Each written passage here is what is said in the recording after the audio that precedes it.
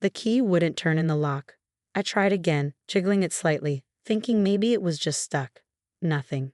I stared at my childhood home's familiar red door, now sporting a shiny new brass lock that definitely wasn't there this morning. Having trouble, Alexandra? Victoria's voice dripped with false sympathy as she peered through the window. My stepmother of 3 years stood there, perfectly manicured and wearing that signature smirk I'd grown to hate. Victoria, what's going on? Why are the locks changed? I kept my voice steady, though my hands were shaking. Oh, didn't your father tell you? This is my house now. He signed it over to me last week. She held up a document, pressing it against the window glass. You have an hour to collect your things. I've been generous enough to pack most of them. I spotted my boxes and suitcases thrown haphazardly on the front lawn. Some had burst open, my clothes and books scattered across the grass like discarded trash. My name is Alexandra Shen, and at 28, I was being locked out of my own home by the woman who married my father after my mother's death. The house I'd grown up in, the one Mom had lovingly restored room by room, was supposedly now in the hands of a woman who'd spent the last 3 years trying to erase every trace of our family's history. Where's Dad? I demanded, already pulling out my phone. On a business trip. He agreed this was for the best. You're too old to still be living at home, Alexandra. Time to grow up.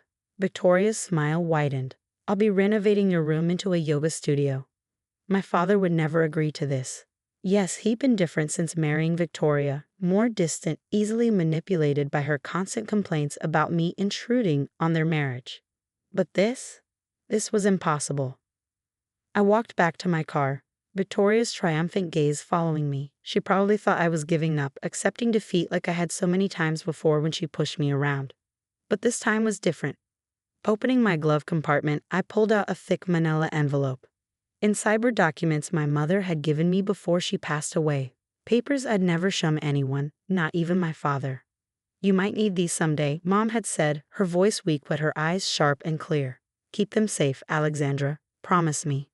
I promised, tucking them away and almost forgetting about them as life went on. But last month, when I overheard Victoria on the phone discussing property lawyers, something had clicked. I'd retrieved the envelope and taken it to my own lawyer, just to be sure. Walking back to the door, I pulled out my phone and dialed 911. Yes, I'd like to report an illegal eviction and property theft, I said loudly enough for Victoria to hear through the window. Her smirk faltered slightly. While waiting for the police, I took photos of my scattered belongings and the new locks. Victoria had disappeared from the window, probably calling her lawyer or my father. Let her. I had truth on my side. 2 police cars arrived within minutes. Victoria opened the door, all innocent confusion and practiced charm. Officers, there seems to be a misunderstanding. My stepdaughter is having trouble accepting that she needs to move out of her father's house, which he legally signed over to me last week. She presented her document with flourish. I waited until she finished, then handed the officers my own paperwork. This house was left to me by my mother in a living trust when she died 5 years ago. My father had lifetime residential rights, but no ability to transfer ownership. I have documentation from both the trust lawyer and the county recorder's office confirming this. Victoria's face went from smug to shocked to pale in the span of seconds. That's impossible, she stammered. James said. He told me. My father may have told you a lot of things, I said calmly, but he couldn't legally give you what was never his to give. Now, would you like to open the door, or shall I call a locksmith while the officers supervise? The police officers reviewed my documentation, made some calls to verify, then turned to Victoria. Ma'am, you'll need to remove these locks immediately and allow Ms. Chen access to her property. Victoria's perfect composure cracked. But I already hired contractors. The renovations start tomorrow. Cancel them, I said firmly. You have 1 hour to pack your things and leave. I'm being generous enough to give you that much time. The officers hid their smiles as I threw her own words back at her. Victoria's face turned an interesting shade of red as she realized how completely her plan had backfired. As she stormed upstairs to pack, I began gathering my scattered belongings from the lawn. One of the officers helped me, shaking his head at the situation. Should we wait until she's gone? He asked. I nodded, thinking of my mother, of her foresight and protection reaching beyond the grave. Yes, please. Something tells me this isn't over yet. Victoria left in a flurry of designer luggage and barely contained rage, her Mercedes peeling out of the driveway while I watched from my mother's favorite armchair. The police waited until her car disappeared around the corner before leaving, making sure I had their direct numbers just in case. I spent the next hour walking through the house, assessing the damage. Victoria had already started her renovations. My mother's carefully chosen wallpaper in the hallway had been stripped, family photos removed from walls, and several pieces of furniture were tagged with NIN, DO and AT stickers. My phone buzzed continuously, missed calls and angry texts from Victoria, which I ignored. But when my father's name flashed on the screen, I took a deep breath and answered. Alexandra, what do you think you're doing? His voice was tight with anger. Victoria called me in tears. How dare you humiliate her like this? How dare I? I felt something snap inside me. How dare you, Dad? You tried to give away Mom's house, my house, without even talking to me about it. I'm your father. This is my house too, and if I decide. No, Dad. I cut him off. This stopped being your decision the moment Mom put it in trust for me. Did you even read the paperwork when she died? Or did you just let Victoria convince you that you could do whatever you wanted?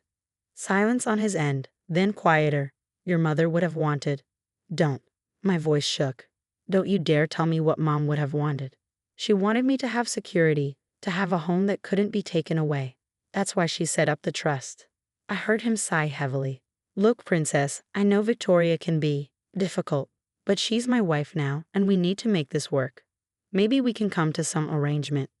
The only arrangement, I said firmly, is that you can continue living here, as Mom intended, if you understand that this is my house. Victoria is not welcome to make any changes without my permission, and if that doesn't work for you, you're free to move out and live with her somewhere else. He started to protest, but I ended the call. My hands were shaking as I set the phone down. Standing up to my father had never been easy, but watching him turn into Victoria's puppet over the past 3 years had been harder. The doorbell rang. Through the window, I saw Victoria's daughter Megan standing on the porch, looking uncomfortable. Unlike her mother, Megan had always been decent to me, though we weren't close. Hey, she said when I opened the door. I found these in Mom's car. She held out a stack of photo albums. The ones that had gone missing from our family room months ago. I thought he might want them back. I took the albums, touching the familiar worn covers. Thank you, Megan. Would you like to come in? She shook her head. I can't. Mom would freak, but she hesitated. I wanted you to know that I heard her on the phone last week, talking to her lawyer about selling the house once it was in her name. She was going to kick both you and James out eventually. My stomach turned. Of course, Victoria had bigger plans. The yoga studio story was just the beginning. Does Dad know? Megan shrugged. Mom tells him whatever she wants him to believe. Listen, I should go, but she pulled something else from her bag, a small notebook. I found this while helping Mom pack. It looks old, might be important. I opened the notebook and felt my heart stop. It was my mother's garden journal, the one that had disappeared right after she died. Each page was filled with her handwriting, sketches of her beloved garden, pressed flowers, and notes about each plant's meaning. Thank you, I whispered, clutching the journal. This means a lot. After Megan left, I sat in the garden Mom had lovingly tended, reading through her journal. The last entry was dated just weeks before she died. Alexandra will understand these flowers better than anyone. The house will protect her, and the garden will remind her she's stronger than she knows. My phone buzzed again. Another text from Victoria. This isn't over. Your father will choose me over you. I looked at Mom's journal, then at the trust documents on the table beside me. Victoria was right about one thing. This wasn't over, but she had no idea who she was really fighting. This wasn't just about a house anymore. It was about protecting everything my mother had worked to preserve. I typed a quick response. You're right. It's not over, but you might want to check your renovation contracts carefully. This house isn't going anywhere. Then I blocked her number and called my lawyer. It was time to make sure Victoria understood exactly what she was up against. The next morning, I woke to the sound of a moving truck rumbling up our driveway. Victoria stood directing movers toward the house, my father hovering anxiously beside her. Just the antique pieces, she called out, pointing to my mother's cherished furniture. Everything else can go to donation. I opened the front door before they reached the porch. Stop right there. Victoria's eyes narrowed. James, tell your daughter to stop being difficult. We're just taking a few things to our new apartment until this situation is resolved. These pieces belong to the house, I said firmly, holding up a document. They're listed in the trust inventory. Nothing leaves this property without my permission. My father stepped forward, his face pleading. Princess, be reasonable. Victoria and I need some furniture for our temporary place. Then buy some, I replied. These pieces stay. Victoria's face turned an interesting shade of red. James, are you going to let her talk to us like this? Do something. But my father's eyes had caught something behind me. His face went pale. Standing in the doorway was my mother's sister, Aunt Diana, along with my lawyer. Hello, James, Diana said coolly. Going somewhere with my sister's antiques? Victoria's head whipped between them. Who are you? James, who is this? I'm the trust co-executor, Diana replied. And you must be Victoria. We haven't met, but I've heard all about your renovations plans. The moving truck driver approached, looking uncomfortable. Ma'am, should we start loading, or? No. My lawyer interjected. In fact, I suggest you leave now. Any removal of items from this property without the trust owner's permission would constitute theft. Victoria grabbed my father's arm. James, tell them. Tell them you gave me permission. He can't, Diana said. He never had the authority to give permission. Now, I suggest you both leave before we need to involve the police again. The movers quickly departed, leaving Victoria and my father standing in the driveway. Victoria's perfect composure had completely crumbled. This is ridiculous, she shrieked. James, we can fight this. Call your lawyer. My father looked lost, his eyes moving between Victoria and the house he'd shared with my mother for 20 years. For the first time, he seemed to really see Victoria, not as the charming woman who'd swept him off his feet after his grief, but as someone who tried to take everything his late wife had built. No, he said quietly, no more fighting. Victoria's jaw dropped. What? I said no. His voice grew stronger. Alexandra is right. This was Margaret's house, and now it's hers. I was wrong to try to change that. You weak, pathetic. Victoria's words dissolved into incoherent anger. She stormed to her car, engine roaring to life. This isn't over, she screamed through the window before speeding away. My father stood in the driveway, looking older and smaller than I'd ever seen him. I'm so sorry, he whispered. Your mother? She would be so disappointed in me. Come inside, Dad, I said softly. We need to talk. Over coffee in the kitchen where Mom had taught me to bake, where we'd shared countless family meals, my father broke down.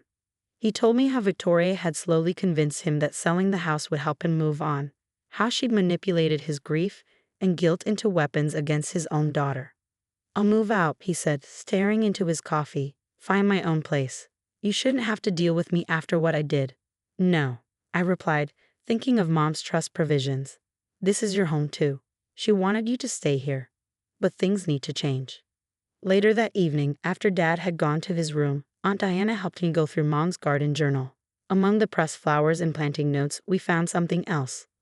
Letters Mom had written to me in her final months, full of advice, love, and strength. Your father will lose his way for a while, one letter read.